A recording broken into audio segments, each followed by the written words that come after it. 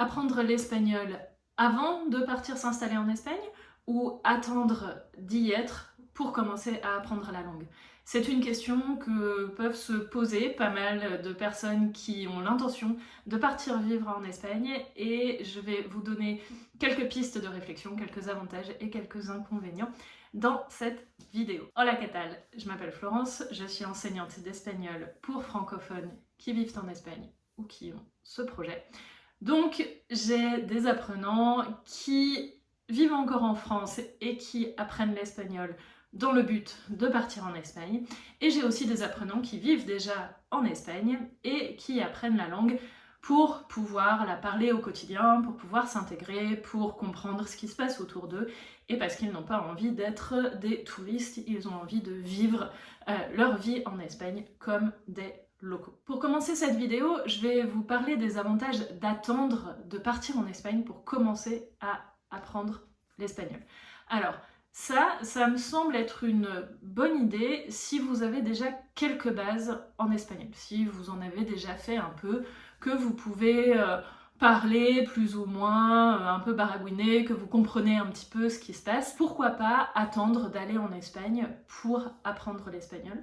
Puisque là, vous serez vraiment en immersion, vous serez plongé, vous aurez l'occasion de pratiquer facilement, vous allez pouvoir vous exercer, vous allez pouvoir trouver peut-être des cours sur place.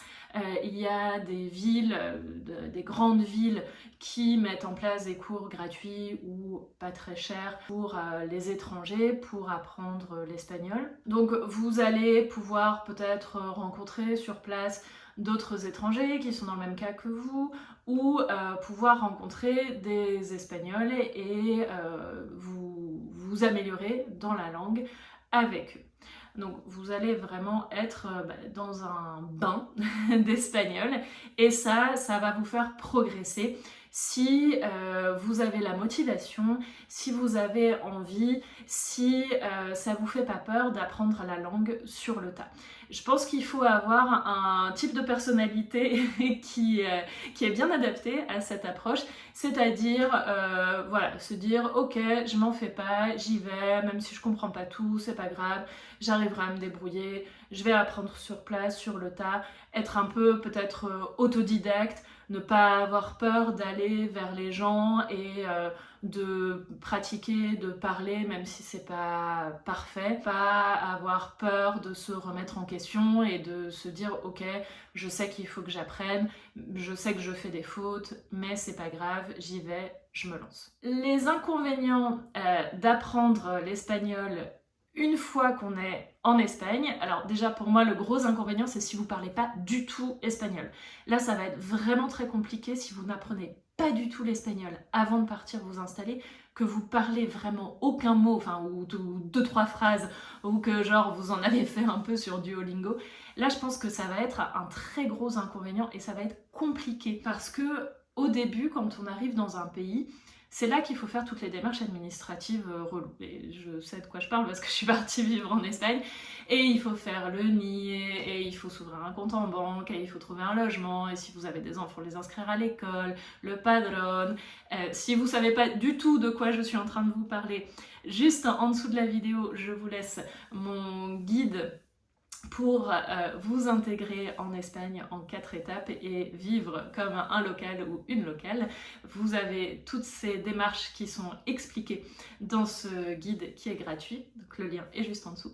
Donc il faut faire tout ça, et si vous parlez vraiment pas espagnol, ça va vraiment être compliqué, parce que déjà c'est pas quelque chose, enfin les démarches administratives c'est déjà pas facile à faire dans sa propre langue maternelle, mais en plus si vraiment vous maîtrisez rien du tout, ça va être difficile. D'autant plus que l'administration espagnole, souvent on dit oui, l'administration française, la bureaucratie, l'administration espagnole c'est pas plus simple, c'est pas plus facile que l'administration française.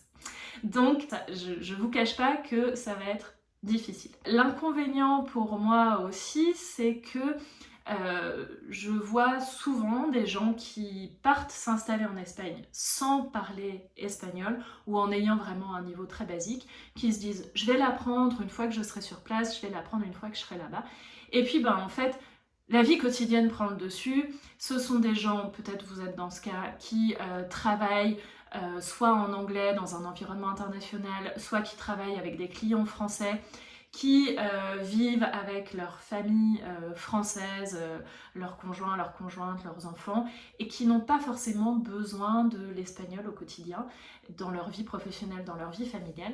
Et dans ce cas-là, ce que je vois souvent, et il y a des apprenants qui sont arrivés à prendre des cours avec moi parce qu'ils en avaient vraiment assez de cette situation, c'est-à-dire qu'en fait la vie quotidienne prend le dessus et ils remettent à plus tard leur apprentissage de l'espagnol. Ils apprennent quelques mots, quelques formules et ils se disent oui bon bah c'est bon, ça va, ça passe. Voilà, pour aller faire mes courses au supermarché, je comprends quand la caissière me demande si j'ai la carte de fidélité, je sais demander l'addition au resto, et puis voilà, quand j'ai des interactions très simples avec des Espagnols, ça va, je me débrouille. À mon sens, c'est pas suffisant si vous voulez vraiment vous intégrer en Espagne. Si vous voulez rester entre expats, entre guillemets, qui est un terme que personnellement j'affectionne pas tellement parce que je trouve que ça fait vraiment une différence entre les expats et les locaux. Et moi, quand je suis allée vivre en Espagne, vraiment mon but c'était de m'intégrer, quoi, que la vie en Espagne devienne ma vie de tous les jours et que ce soit normal, et puis découvrir aussi la langue, le pays, les traditions de l'intérieur. Et donc si vous partez en Espagne sans parler la langue, il y a ce risque que vous vous disiez oui je vais m'y mettre, et puis en fait vous vous y mettez pas, et du coup vous passez à côté de tellement de choses, vous passez à côté de tellement d'expériences parce que vous ne parlez pas la langue du pays. Donc si vous choisissez d'apprendre l'espagnol avant de partir en Espagne, pour moi l'avantage c'est que vous allez être beaucoup mieux préparé à votre déménagement, à votre installation. L'installation, déjà un déménagement, quand on déménage n'importe où, dans la même ville, dans le même pays, c'est déjà un événement, il faut reprendre ses marques, etc. Donc si on déménage à l'étranger, forcément c'est quelque chose qui change vraiment les habitudes. Et en plus, quand on déménage dans un pays où on ne parle pas la langue, bah là forcément on peut se retrouver déboussolé assez rapidement. Donc pour moi, apprendre l'espagnol avant de partir en Espagne, ça va vous permettre une transition un petit peu plus douce. Vous allez déjà maîtriser un peu mieux la langue, même si vous ne la parlez pas parfaitement, si vous n'êtes pas bilingue, il n'y a pas besoin d'en arriver là, mais vous allez déjà un peu connaître le pays, la culture, vous allez pouvoir vous exprimer de manière un petit peu plus subtile, ça va vous faciliter la vie pour l'installation, pour toutes les démarches dont je vous parlais avant, et ça va bien évidemment faciliter votre intégration. Vous allez pouvoir vous faire des connaissances, des amis, ce qui est quand même important à mon sens quand on s'installe dans une nouvelle ville, dans un nouveau pays. C'est quand même très agréable de pouvoir se reconstituer un cercle de connaissances, une vie sociale, et ça va passer par la connaissance de la langue, parce que si vous ne parlez pas l'espagnol, vous allez rester uniquement avec d'autres Français ou avec d'autres étrangers qui habitent en Espagne. Je dis pas que c'est pas bien, loin de là, mais si vous avez envie vraiment de vivre comme un Espagnol ou une Espagnole, il va falloir apprendre l'espagnol. L'inconvénient d'apprendre l'espagnol avant de partir en Espagne, c'est que bien évidemment votre pratique elle va être assez limitée. Si vous habitez encore en France, les moments où vous allez apprendre l'espagnol, ça va être parce que vous l'avez décidé. L'espagnol, il va pas venir à vous comme si vous habitez en Espagne, voilà, vous sortez dans la rue, vous entendez de l'espagnol, vous allez au supermarché. Je me rappelle les premiers mois où j'habitais en Espagne, j'allais au supermarché avec mon petit carnet et je notais tous les mots que je connaissais pas, les légumes, les aliments, les objets, enfin voilà, les trucs, les articles que je voyais, je me disais ah tiens je connais pas ce mot là, donc je note. Forcément ça je pouvais pas le faire en étant encore en France, puisque au supermarché tout est écrit en français. Bien évidemment votre contact, vos moments de contact avec l'espagnol, ils vont être réduits au moment où vous décidez activement de vous mettre en contact avec la langue.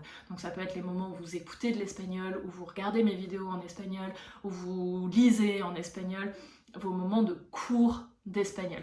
Si vous décidez de commencer à apprendre l'espagnol avant de partir en Espagne, je vous incite fortement à prendre des cours. Alors là, bien évidemment, je prêche pour ma paroisse, mais je vous invite à prendre des cours avec moi, puisque moi, c'est vraiment ma spécialité d'enseigner l'espagnol aux gens qui vivent en Espagne. Mais je vous incite à prendre des cours parce que ça vous incite, ça vous oblige à une certaine régularité. Par exemple, mes apprenants, je les vois 1 à 2 fois par semaine, 1 fois 1 heure ou 2 fois 1 heure par semaine, et comme ça, ils ont un contact régulier avec l'espagnol. Quand vous vous inscrivez dans mes cours, je vous donne également ce que j'appelle un kit de bienvenue. C'est un livret avec plus d'une centaine de ressources en espagnol où vous pouvez trouver à lire, à écouter, à regarder des choses en espagnol sans avoir à passer des heures à chercher des ressources. Donc tout ça, ça fait en sorte que vous ayez le plus de contacts possible avec l'espagnol. Et puis j'ai aussi créé récemment un programme qui s'appelle Espagnol au quotidien, qui vous permet, comme son nom l'indique, de parler, de pratiquer l'espagnol au quotidien avec moi par WhatsApp. On échange. C'est un peu comme si vous échangiez avec une amie au final, hein, par messages vocaux sur WhatsApp, mais vous avez mon expertise d'enseignante, mon suivi, mes conseils. Je vous prépare un programme qui vous fait progresser. Et ce programme-là, il est idéal si vous parlez déjà un petit peu espagnol, vous comprenez un peu l'espagnol, mais vous avez du mal à vous exprimer, vous n'arrivez pas à ce que ce soit fluide, vous n'arrivez pas à être à l'aise à l'oral. Et si vous habitez déjà en Espagne, eh ben, c'est un boost pour votre espagnol. Et si vous habitez encore en France, ça vous permet d'avoir un contact tout au long de la semaine par petites touches, tous les jours, avec la langue espagnole et de progresser comme ça beaucoup plus vite. Si ce programme vous intéresse, je vous laisse toutes les informations juste en dessous de la vidéo. N'hésitez pas à me contacter si vous avez besoin de plus d'informations. Je vous retrouve la semaine prochaine pour une vidéo, cette fois-ci en espagnol, pour vous aider à acquérir la langue. Hasta luego!